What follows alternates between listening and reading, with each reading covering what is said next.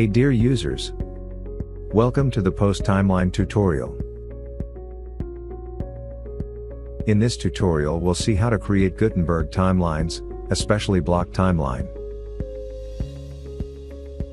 To create a Gutenberg block timeline, we'll first need to add a page so that we can add a Gutenberg timeline on the page. So let's get started and create our first block timeline. To add a new, go to the Page tab. Inside this, you can see Add New option. Click on it. Now you have arrived on the page.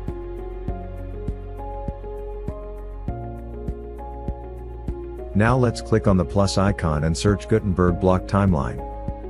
Here you can see the block timeline. Let's add the shortcode.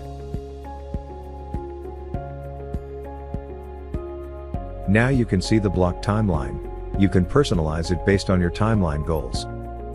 We'll edit the first post in this timeline for demonstration purposes to show you how it works.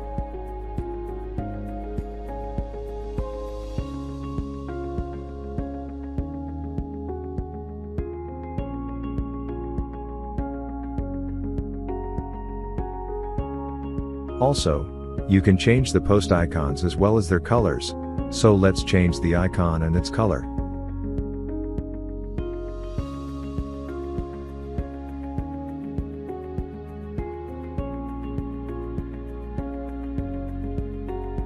Now let's publish the Gutenberg block timeline so we can display it on the page. Now, click on the View Page button and view our block timeline. Congratulations! Here you can see your Gutenberg block timeline. That concludes our Post Timeline tutorial for how to create a Gutenberg block timeline. We'll add more exciting timeline tutorials in the upcoming videos. Until then, goodbye.